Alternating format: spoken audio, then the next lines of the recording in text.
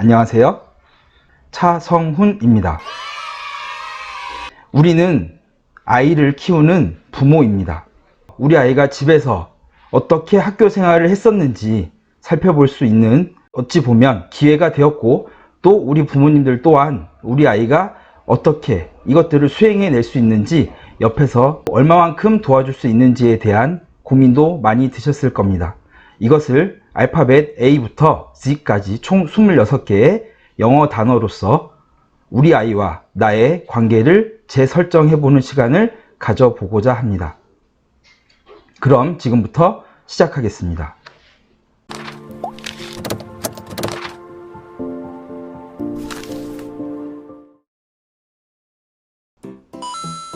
먼저 A입니다. A 하면 많이들 떠올리시는 영어 단어가 attitude입니다. 태도라는 뜻으로 각 알파벳에 순서 숫자를 더하게 되면 100점이 나온다고 해서 가장 완벽한 단어라고 알려져 있습니다. 저는 오늘 이 태도라는 단어를 설명드리기보다는 이러한 태도를 가지고서 설명드릴 appreciate라는 단어를 말씀드려 보고자 합니다. 이 단어는 총 크게 3가지 뜻으로 나뉘어져 있습니다. 첫 번째, 진가를 알아보다. 우리 아이가 등교를 하지 않으면서 집에 있으면서 어떻게 이 온라인 계약을 수행해낼 수 있는지에 대한 진가를 알아보는 부분도 있고요. 또 한편 나는 우리 아이에게 온라인 계약이라는 것을 맞이하여 어떻게 도와줄 수 있는지에 대한 진가를 알아보기도 하는 것입니다. 두 번째로는 지금 어쩔 수 없이 벌어진 이 현실을 고마워하고 환영해보자라는 얘기를 드리고 싶습니다. 그리고 세 번째, 제대로 인식하고 지금부터 한번 들어보시도록 하겠습니다. 두 번째, B로 넘어가겠습니다. B는 behavior, 행동이라는 뜻입니다. 단순히 행동만이 아니라 거동, 행실, 품행, 태도를 포함하는 단어이고요. 그리고 심리적인 행동과 습성까지도 얘기를 하고 있는 단어입니다. 생각을 먼저 해야 되는 것은 맞지만 그 생각을 말로 표현하거나 글로 적은 후에 행동으로 반드시 옮겨야만 합니다. 이런 유명한 말이 있지요. 생각을 바꾸면 말과 행동이 바뀌고 또 행동, 즉 습관이 바뀌게 되면 운명, 인생이 바뀐다고요. 다시 말씀드리면 생각을 하는 것이 중요하지만 생각이 생각으로만 끝나게 되지 않도록 그 생각을 말로 표현하거나 글로 적어서 꼭 실천으로 옮기는 것이 중요하겠습니다. 즉, 마음을 먹고 나면 실천을 해야 하는 것이지요. 이러한 행동을 하기 위해서는 C, 커뮤니케이션, 소통이 필요합니다. 커뮤니케이션은 절대 일방적이지 않습니다. 서로 상호 간에 쌍방향으로 하는 것이 바로 커뮤니케이션입니다. 이러한 소통은 크게 3가지 요소인 관심, 질문, 칭찬이 있는데요. 다음 기회가 될 때 이 3가지는 좀 더 자세히 말씀드리도록 하겠습니다. 이러한 소통을 통해서 develop, 우리는 성장하고 발달해야만 합니다. 그리고 3번째 뜻을 보게 되면 영향을 주기 시작하다라고 되어 있습니다. 내가 우리 아이에게, 우리 아이도 나에게 영향을 주어야 한다는 것이지요. 이렇게 발전을 시키는 데 있어서 노력이 당연히 들어가야 합니다. 이 effort입니다. 이 effort, 노력은 단순히 내가 힘들었다의 노력이 아닙니다. 단순히 고되었다의 노력이 아닙니다. 뜻에서도 볼 수 있듯이 수고했다, 애썼다, 공을 들였다와 같은 노력을 얘기합니다. 좀 더 자세히 말하자고 하면 3번째인 특정한 목표를 두고 그것을 소기의 목적 달성을 하는, 성과를 거두는 그것을 위한 활동이라고 할 수 있겠지요. 특정한 목표를 이루고 달성하는 성과를 거두는 활동이 수고했다, 애썼다, 공을 들였다라고 말을 하는 것입니다. 내가 단순히 힘들고 고됐다고 해서 그 누가 수고했구나, 애썼구나, 공을 들였구나 라고 말해주지 않는다는 것입니다. 하지만 우리는 가끔씩 착각을 합니다. 내가 힘이 들면, 내가 고됐으면 나는 노력을 했다라고요. 하지만 특정한 목적의식을 갖고 있지 않거나 또한 성과를 거두기 위한 활동을 한 것이 아니면 노력했다라고 할 수 없는 것입니다. 이러한 노력들을 제대로 하게 되면 find, 찾을 것들이 생기는데요. 이 find는 정확한 찾다의 의미는 우연히 찾거나 발견한 것을 얘기하고요. 또는 내가 잃어버려서 찾지 못하고 있던 것들을 찾게 된다는 것입니다. 우리 아이의 못 보던 모습, 우리 아이의 입에서 나오는 듣지 못했던 말들을 나와 우리 아이가 집에서 함께 오랜 시간을 같이 하게 되면서 내가 듣고 보게 되는 것입니다.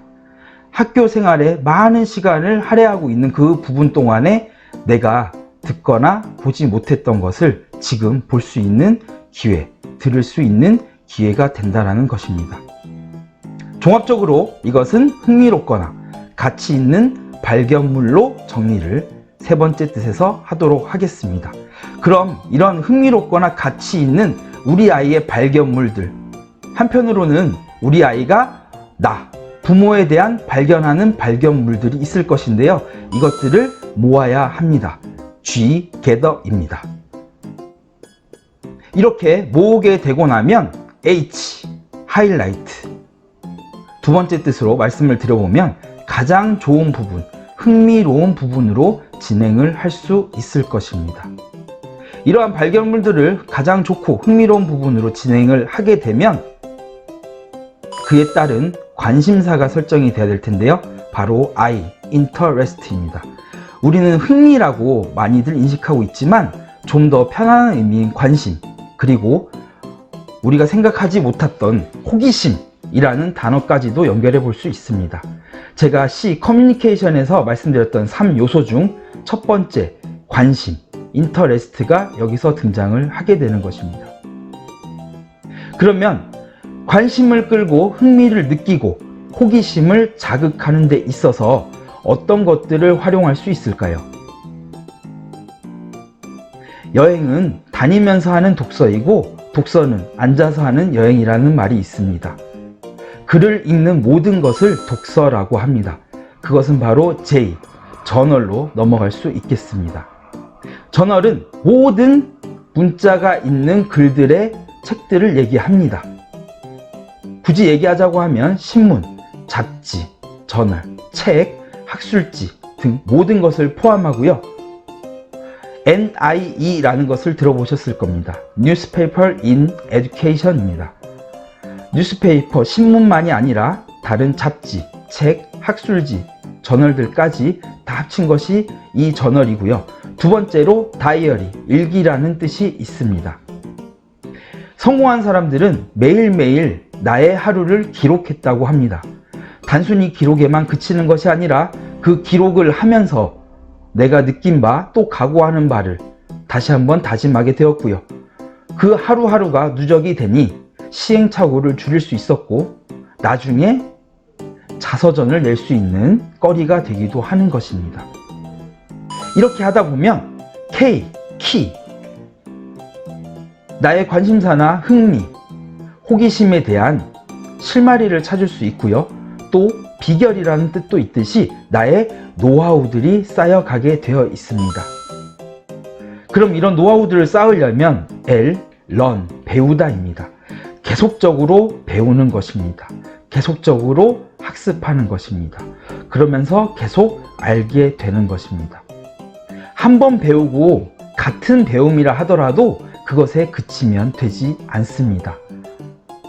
세월이 지나서 새롭게 배울 때에는 같은 항목의 같은 내용이었을지라도 그 내용이 수치가 변해 있던, 역사적 사실이 추가가 되었던, 잘못되어 있던 게 바로 잡혔던, 다양하게 수정되어 있습니다. 그래서 배움은 다양한 것, 새로운 것을 계속적으로 배우는 것도 있지만 배웠던 것을 다시 배우는 의미도 있습니다. 계속적으로 다시 배우게 되면 M, modify, 수정하면서 조정하고 그 배움을 적절히 보완해 갈 수 있습니다. 이렇게 배움을 보완해서 가면 이제는 여러분도 우리 아이도 서로에게 신경 쓸 시간이 된 것 같네요. 이렇게 서로 신경을 쓰다 보면 기회라는 것이 보이기 시작합니다. opportunity입니다. 기회는 준비된 자에게만 온다고 했던 시절이 있었습니다. 하지만 지금은 내가 준비를 하고만 있다 보면 기회가 알아서 와주지 않습니다. 오래전 이런 얘기를 들어보셨을 거예요. 우리 학교에는 대기업 버스가 줄줄이 서서 면접 보라고 태워서 갔대.